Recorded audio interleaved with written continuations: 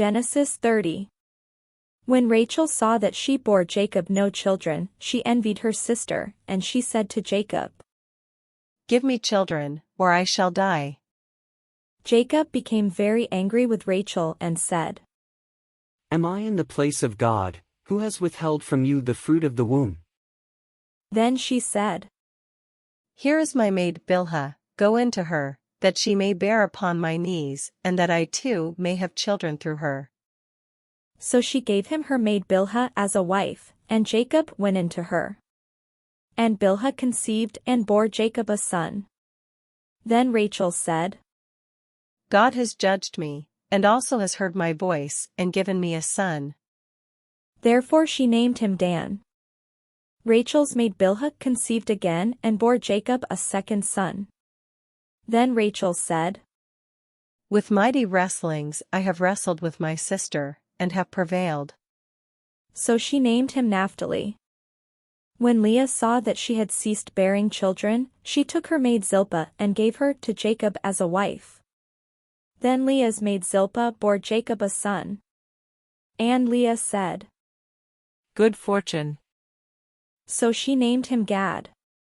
Leah's maid Zilpah bore Jacob a second son. And Leah said, "Happy am I. For the women will call me happy." So she named him Asher. In the days of wheat harvest Reuben went and found mandrakes in the field, and brought them to his mother Leah. Then Rachel said to Leah, "Please give me some of your son's mandrakes." But she said to her, "Is it a small matter that you have taken away my husband? Would you take away my son's mandrakes also?" Rachel said, "Then he may lie with you tonight for your son's mandrakes." When Jacob came from the field in the evening, Leah went out to meet him, and said, "You must come in to me, for I have hired you with my son's mandrakes." So he lay with her that night. And God heeded Leah, and she conceived and bore Jacob a fifth son. Leah said, "God has given me my hire because I gave my maid to my husband." So she named him Issachar. And Leah conceived again, and she bore Jacob a sixth son. Then Leah said, "God has endowed me with a good dowry, now my husband will honor me, because I have borne him 6 sons. So she named him Zebulun. Afterwards she bore a daughter, and named her Dinah. Then God remembered Rachel, and God heeded her and opened her womb. She conceived and bore a son, and said, "God has taken away my reproach." And she named him Joseph, saying, "May the Lord add to me another son." When Rachel had borne Joseph, Jacob said to Laban, "Send me away, that I may go to my own home and country. Give me my wives and my children for whom I have served you, and let me go, for you know very well the service I have given you." But Laban said to him, "If you will allow me to say so, I have learned my divination that the Lord has blessed me because of you. Name your wages, and I will give it." Jacob said to him, "You yourself know how I have served you, and how you cattle have fared with me.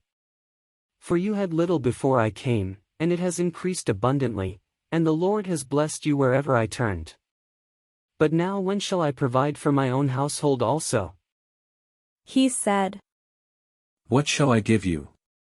Jacob said, "You shall not give me anything. If you will do this for me, I will again feed your flock and keep it. Let me pass through all your flock today, removing from it every speckled and spotted sheep and every black lamb, and the spotted and speckled among the goats, and such shall be my wages. So my honesty will answer for me later, when you come to look into my wages with you. Every one that is not speckled and spotted among the goats and black among the lambs, if found with me, shall be counted stolen." Laban said, "Good.